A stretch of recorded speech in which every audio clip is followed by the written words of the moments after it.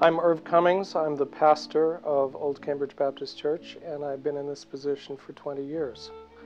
In 1868, the congregation decided to build this building. This is a neo-Gothic church. It was designed by Alexander Este. The Gothic style is, of course, always to point to God. If you've ever been in this building in the afternoon, say around 3 o'clock, you see how it was constructed to refract the sun in such a way that the glory of God's creation just blasts in this place. It's marvelous. A building of this size is extremely hard to keep up, and these windows have been in where they are for more than 100 years, and virtually all of them has serious deterioration problems. So each one of these windows has to be removed, thoroughly cleaned, piece by piece, and then re-leaded. This is a tremendously expensive process. Our congregation isn't that large. We have pretty much exhausted our own local resources in terms of what we were able to do. So when we invited the ballet to join forces with us, there was the recognition that this building really needed some serious work, and in fact, a lot of money has been poured into it in the last 10 years that wouldn't have been possible had the ballet not been with us. They were looking for a place to house their school and a potential performance space that also had some offices connected to it. So in that sense, we're the perfect match. Old Cambridge Baptist Church was a daughter congregation of First Baptist Church, and it was invited to leave for reasons that are unclear. In the records, it simply states certain entertainments. We imagine that those entertainments may have been dancing. Many Baptist churches did prohibit dancing. The people in this congregation preferred to dance. Dance began in the churches. In medieval Europe, there was no other place for performance other than a cathedral. And so there's a certain historical congruity. We mix with each other.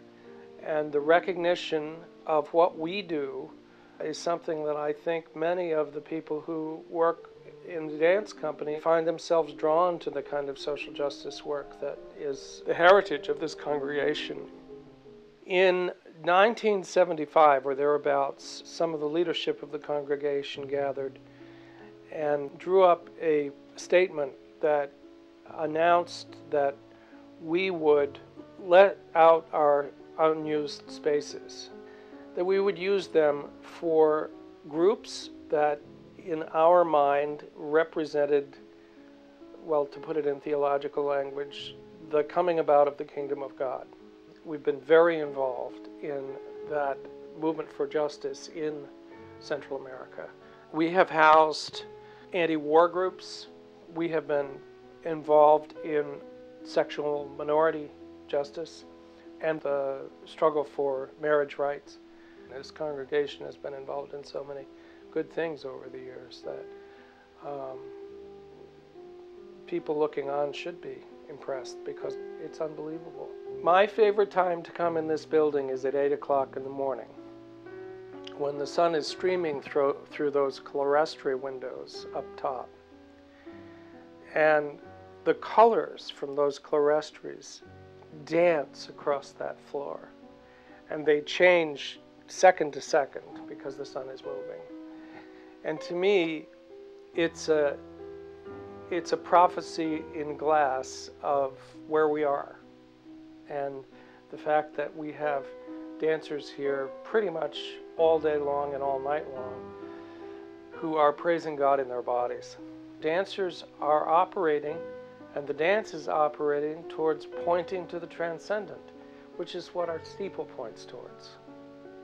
The transcendent genius, as it were, is what urges us on towards recognizing that things do not have to be the way they are. There is an ultimate can be. And that's what art's all about. But it's the individuals that are attracted to this space that really make it come alive.